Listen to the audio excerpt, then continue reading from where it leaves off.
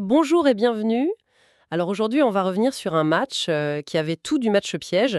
8 février 2026, le Real Madrid qui se déplace à Mestalla. Et sur le papier, bon, ça a l'air d'un match de championnat classique. Mais en réalité, c'est un de ces soirs où on sent que tout peut se jouer. Le Barça est juste devant au classement. Et si le Real perd, eh ben, ça leur laisse un boulevard pour le titre. La victoire est donc plus qu'impérative. Sauf que le Real arrive avec une équipe, comment dire, en pièces détachées, quoi. Ah oui, en pièces détachées, c'est vraiment le moins qu'on puisse dire. On parle presque d'une équipe B qui se présente face à Valence. Et ça pose une question fascinante, qui va être un peu le fil rouge de notre analyse. On s'est plongé dans pas mal de sources, les comptes rendus d'Africa Foot United, du journal du Real, de la presse anglophone aussi. Et la question, c'est pas seulement comment ils ont réussi à gagner 2-0 dans ces conditions-là. C'est plutôt, est-ce que cette victoire, qui est née d'une crise, d'une vraie crise d'effectifs, n'est pas finalement une bénédiction pour la suite? C'est une excellente manière de voir les choses, ça. Parce qu'au-delà du score, c'est l'histoire de cette victoire qui est intéressante. Alors pour commencer, il faut qu'on mesure bien l'ampleur du problème pour l'entraîneur, pour Alvaro Arbeloa. On parle d'absence, mais à quel point c'était critique? Critique, c'est non. Les sources parlent d'un véritable casse-tête. Et attention, on ne parle pas d'un ou deux joueurs qui y manquent à l'appel. Non, là, c'est la colonne vertébrale de l'équipe qui est à l'infirmerie. Pensez-y un peu, hein. En défense, pas de Militao, pas de Rudiger et pas de Mendy. Au milieu, le moteur, le joueur qui casse les lignes, Jude Bellingham, il est forfait. Et devant, le dynamiteur, Vinicius Junior, est suspendu. Waouh! Ça fait 5 titulaires. 5 titulaires indiscutables. Donc le problème n'est pas seulement le nombre, c'est surtout la qualité des absents. On enlève à cette équipe sa défense type, sa créativité au milieu et son principal danger en un contre un. Comment est-ce qu'Arbeloa a tenté de bricoler une solution? Il a fait ce qu'il a pu, hein. Il a dû lancer des jeunes. Il y a David Jiménez, par exemple, qui fait sa toute première titularisation en Liga. Et puis, il a dû composer une défense centrale complètement expérimentale avec Raúl Asensio. Tactiquement, l'idée, c'était de contrôler le jeu par la possession pour compenser ce manque de percussion. Le problème, c'est que Valence en face l'a très bien compris. Ils ont mis en place un bloc 4-4-2 très très bas, très compact. Et en gros, ils ont dit au Real, OK, prenez le ballon, mais vous n'irez nulle part avec. Et c'est exactement ce qu'on a vu en première mi-temps. Les sources parlent de possession stérile et je trouve que le terme est parfait. Le Real avait le ballon, je crois, 70% du temps, mais c'était une possession lente, horizontale. Oui, sans aucune prise de risque. Voilà, on avait l'impression de voir une équipe de handball qui fait tourner, tourner, sans jamais trouver l'ouverture. C'est exactement ça. Et c'est là qu'on voit l'impact direct des absences. Sans Bellingham, personne pour faire ses courses tranchantes depuis le milieu pour désorganiser le bloc.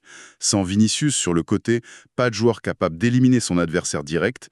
Résultat, Kylian Mbappé s'est retrouvé incroyablement seul devant. Justement, c'est ce que j'allais demander. Dans ce genre de match verrouillé, on se tourne toujours vers la star, vers Mbappé. Mais les analyses sont claires, il était isolé, coupé du reste de l'équipe. Pourquoi il n'a pas réussi à peser plus? Parce que tout le plan de Valence était centré sur lui.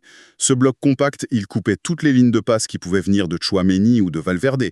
Et donc, dès que Mbappé recevait le ballon, il avait immédiatement 2, parfois même 3 joueurs sur lui. Ah oui, sans un deuxième danger comme Vinicius pour fixer une partie de la défense. Tout à fait. Toute la concentration défensive de Valence pouvait se porter sur le Français. Il y a bien eu une petite tentative du jeune Jiménez à la 28e minute, mais le gardien l'a capté sans problème. C'était à peu près tout.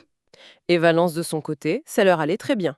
Ils attendaient tranquillement l'erreur pour partir en contre. C'était leur seul et unique plan de jeu, et il a failli marcher. D'ailleurs, ils ont la meilleure occasion de la première mi-temps. Sur un contre rapide, une tête de Luca Beltran qui passe de très très peu à côté. Donc le 0-0 à la pause, c'était d'une logique implacable. Une équipe madrilène qui a le ballon sans savoir quoi en faire, et une équipe de Valence qui défend bien, mais qui manque de qualité pour vraiment faire mal. Voilà. Et puis le scénario change radicalement au retour des vestiaires. Et ce qui est fou, c'est que c'est Valence qui passe à deux doigts de tuer le match d'entrée. On est à quelques centimètres d'un récit complètement différent. Dès la reprise, Beltran, encore lui, il se retrouve en position de frappe. Son tir est puissant, Courtois est battu, mais le ballon, il s'écrase sur le poteau. Là, on se dit que le Real est au bord du gouffre. Ah oui, à ce moment précis, on se dit que s'ils encaissent un but, vu leur incapacité à se créer des occasions, le match est probablement terminé pour eux. C'est souvent dans ces moments de quasi-rupture que les grands moments émergent. Et c'est ce qui s'est passé. Oui, mais pas avec le joueur qu'on attendait.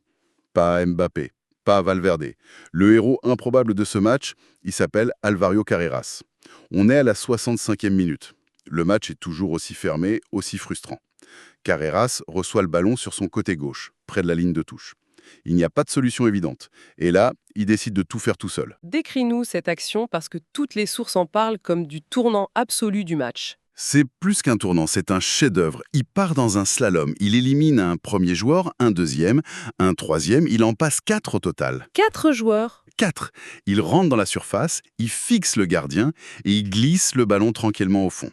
C'est une action qui vient de nulle part. Une source utilise une image que je trouve magnifique, un éclair au milieu du brouillard. C'est exactement ça. Il a illuminé un match qui était d'une grisaille terrible. Voilà. Et ce but, au-delà de sa beauté, il change toute la psychologie du match. Il vient récompenser une domination qui n'existait que dans les statistiques, en fait. Logiquement, Carreras est désigné homme du match, mais ce qui est intéressant, c'est que cet exploit individuel, il masque une performance collective très très moyenne. Et les notes des joueurs du journal du Real le montrent bien. Ah, elles sont fascinantes ces notes. Parce qu'elles révèlent une équipe complètement coupée en deux. D'un côté, il y a quelques satisfactions. Carreras, bien sûr, avec un 7 sur 10, mais aussi les jeunes qui ont tenu le choc. David Jiménez, pour sa première, il récolte un 6 sur 10. Il n'a pas été flamboyant, mais il a été solide. Il ne s'est pas caché. C'est très prometteur. C'est déjà beaucoup dans un match comme ça. Ouais. Et pareil pour Raúl Asensio en défense, noté 6 sur 10, jugé rassurant. Même Courtois obtient un 6. Alors attends, un 6 sur 10 pour un gardien qui n'a pas fait un seul arrêt du match, ce n'est pas un peu généreux? C'est une bonne question. Et la source l'explique. En fait, la note récompense son calme, sa sérénité et surtout le clean sheet. La cage inviolée. Voilà. Ce qui est un objectif en soi, surtout à l'extérieur. Ça montre que la défense, même remaniée, a fait le travail. Mais si ces quelques joueurs ont été corrects, la liste des déceptions, elle, est bien plus longue et spectaculaire. Alors, allons-y. Qui sont les cancres de ce match? Le bonnet d'âne revient sans aucune discussion possible à Gonzalo Garcia. Il reçoit une note de 2 sur 10. 2? 2. C'est d'une sévérité qui est rare. Un 2 sur 10, c'est terrible. On a l'impression que le joueur n'a même pas touché le ballon.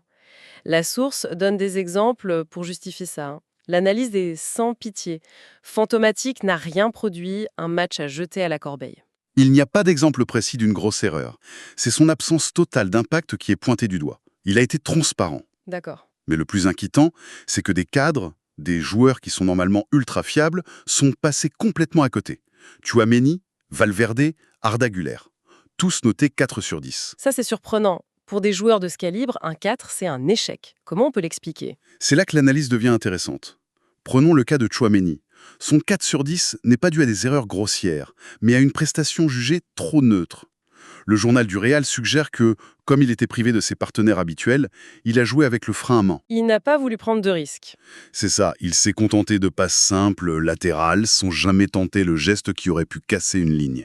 C'est une performance jugée insuffisante, parce que dans ce contexte, on attendait de lui qu'il soit le leader technique, et il ne l'a pas été. Ce qui nous amène au cas le plus paradoxal de tous, Kylian Mbappé.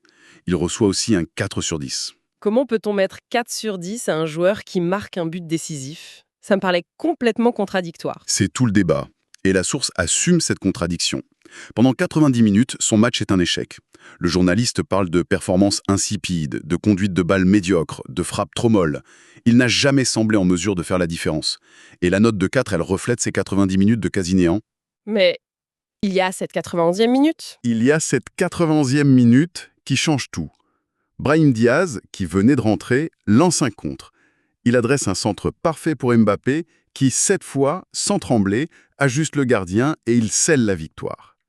Et c'est là que la conclusion de l'article est géniale. Elle dit, et je cite, « Même dans un jour sans, l'avant-centre merengue soigne ses statistiques, la marque des légendes. » C'est fascinant. Donc la note sanctionne la performance globale, mais la phrase finale, elle reconnaît ce qui sépare les très bons joueurs des légendes. C'est cette capacité à être décisif, même quand rien ne va. Surgir une seule fois pour tuer le match. Absolument. Et ce but, il a des conséquences énormes. La victoire 2-0 est validée. Au classement, le Real Madrid, avec 57 points, revient à une seule petite longueur du Barça, qui en a 58. La pression change complètement de camp. Exactement. Pour Valence, en revanche, c'est la soupe à la grimace. Il stagne à la 17e place et la menace de la relégation est plus présente que jamais. Donc si on fait le bilan, on a une victoire pragmatique, presque laide. Elle est sauvée par un exploit individuel et un but de renard en fin de match. Ce n'est pas la démonstration de force qui va effrayer Barcelone. Non, ce n'est pas une démonstration, mais c'est peut-être plus important que ça. C'est une victoire de caractère, une victoire de la résilience. Et c'est aussi un énorme succès pour l'entraîneur, pour Álvaro Arbeloa. Une des sources souligne ses choix forts et assumés. Lancer le jeune Jiménez dans un tel contexte, c'était un pari. C'était un vrai pari. Et il a payé. Gagner en étant aussi diminué, ça forge un mental de champion. Et ça nous ramène directement à notre question de départ. On voit toujours les blessures comme un handicap, comme un problème. Mais ce match ne prouve-t-il pas que cette crise pourrait, paradoxalement, être une chance pour le Real ? C'est exactement la réflexion que cette victoire impose. Pensez-y. Cette situation, elle a forcé l'émergence d'un jeune comme Jiménez, qui a prouvé qu'on pouvait compter sur lui. Elle a obligé un joueur comme Carreras, qui n'est pas une superstar, à sortir de sa boîte, à prendre des responsabilités qu'il n'aurait jamais prises avec l'équipe au complet. On développe une culture de la gagne qui ne dépend plus juste de 2 ou 3 exploits par match, mais plutôt d'une solidité collective et de la capacité de n'importe qui à être le héros d'un soir. Précisément. Et c'est pour ça que cette victoire, si difficile soit-elle, pourrait être fondatrice pour la fin de saison. Alors, je repose la question pour conclure.